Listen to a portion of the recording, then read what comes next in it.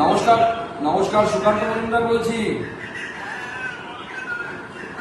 আপনাকে, আপনার ছেলেকে অনেক অনেক অভিনন্দন।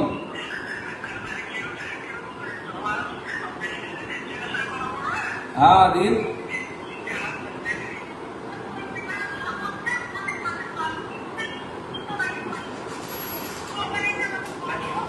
হ্যাঁ, আমি সুকান্ত মজুমদার বলছি।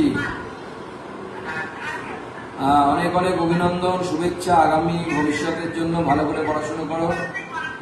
হ্যাঁ ঠিক আছে, ভালো থাকবে। কোনো সুযোগ হলে অবশ্যই দেখা হবে, ঠিক আছে? আর কোনো অসুবিধে হলে এই নাম্বারে যোগাযোগ করো, ঠিক আছে? ঠিক আছে। আমি দেখি না কে মন্দির তৈরি করেছে, আমি ভগবানকেই দেখি। আর এটা আমরা জানি যে মন্দির যেই তৈরি করুক ভগবান সবার হয়। কালীঘাটের মন্দির তৈরি করেছে কেউ জানে না, বা তারকেশ্বরের মন্দির কে তৈরি করেছে আমরা জানি না, কিন্তু ভগবানকে দর্শন করতে যাই তখন ভুলে যায়। রাম মন্দির কে তৈরি করেছে সেটাও লোকে ভুলে যাবে, কিন্তু রামকে মনে রাখবে।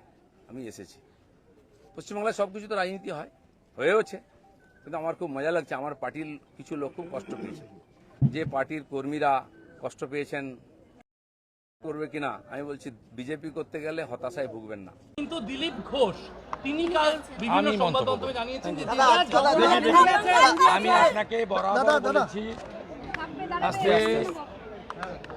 হিন্দুত্বের প্রশ্নে আমাকে প্রশ্ন করবেন, আমি বলবো।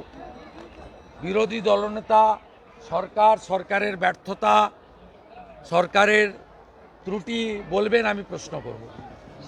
ভারতীয় জনতা পার্টির ব্যাপারে আপনি দলের দায়িত্বশীল লোককে প্রশ্ন করবেন, তিনি উত্তর দিবেন, বা দলের স্ট্যান্ড যদি ঘোষিত হয় তাকে সমর্থন করার দায়িত্ব আমার।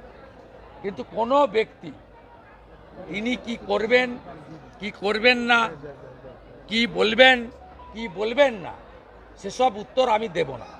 আমি একজনেরই বক্তব্যের প্রতিক্রিয়া দিই, একজনেরই বক্তব্যের পাল্টা বক্তব্য দিই, একজনেরই বক্তব্যের ত্রুটি বিচ্যুতি ধরে দিই, একজনেরই মিথ্যাচারকে আমি কাউন্টার করি। তার নাম হলো মমতা ব্যানার্জি, আর উত্তরদাতার নাম হলো শুভেন্দু অধিকারী। আমি